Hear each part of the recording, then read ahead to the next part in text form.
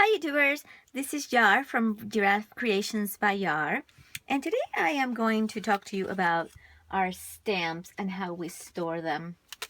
Usually I store my stamps in Avery L baggies, and I really like them. They have a little flap, they seem sturdy, but not every stamp set fits. For example, I just got this Altenew stamp a few weeks ago or last month, and it doesn't fit. It's a little bit too wide and a little bit too tall. So what do we do?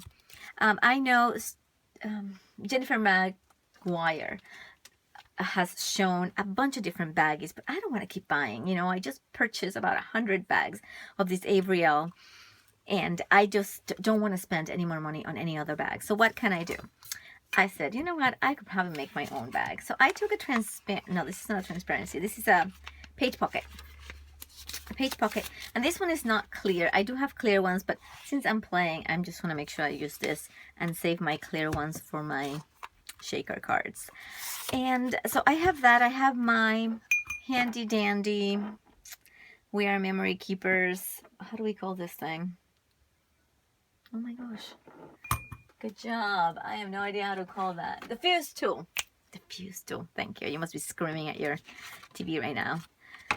Or your computer screens. All right, so this is what I do. So this is the only tools I'm going to use. I'm going to use the page pocket and my fuse tool. And of course, I am measuring. And I want to keep this side, okay? And I want to give it a little bit of extra room to maneuver. So I am actually going to put it back in to measure it. Just because I don't want to do it twice. And I want to do a couple of things with this. I might cut the Altenew part or cut the bottom and push the Altenew part. But just so we'll know. So this is about 0 to, I'm going to have to say, I'm going to give it 6.5. That's what I want to do with this. Okay, and then about the top, I think I'm going to cut it right here. I'm going to cut that right now, actually.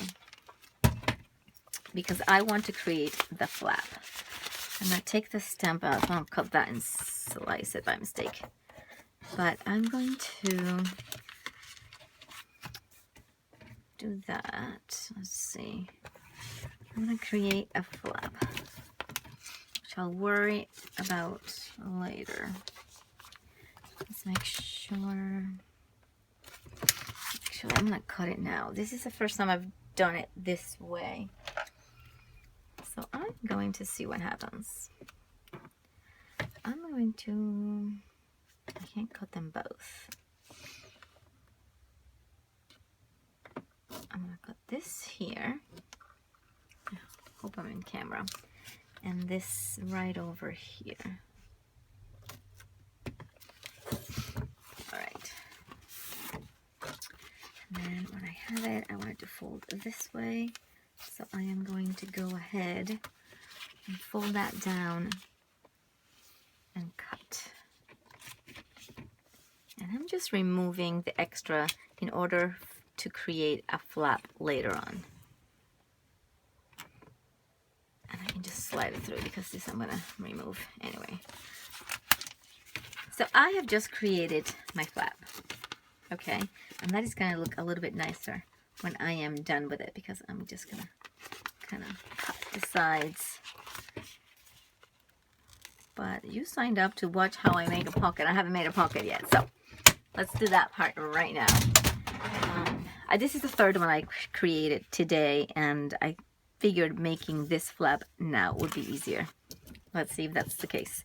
So I am going to line up my page protector with the lines on the fuse rubber mat thingy. And I said I wanted it to be around 6.5 or so. So my fuse tool is nice and hot. It's been for a while. So I am just gonna do one. Remember, pressure and speed is the key to this.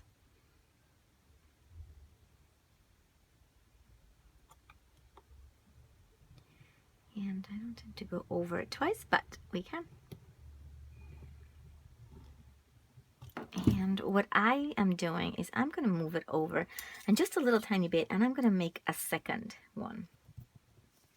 I'm not loving having a second one there, but I think that if the first one fails, at least the second one will catch it. So I'm going to do it this way so I can certainly have it as close as possible as I can. And I am still, you know, pressure and speed is a combination to get this down pat. I think we are good.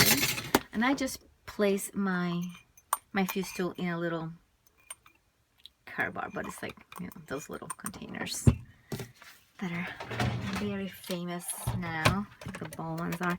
And so now I've created, so far I've cut my flap. I created a flap, and now I'm gonna cut this right here, and that is going to give me my pocket. Now make sure that you cut on the right side of that line, otherwise you just ruined all the work you've done. In pocket protectors or page protectors cut really easily. So, you know, I am not loving this.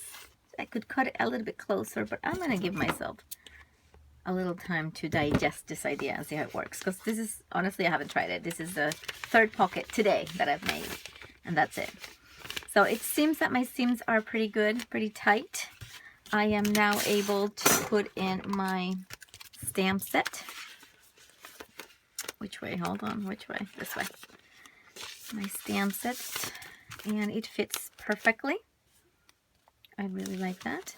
And I am able to go ahead and close the flap, which is what I like.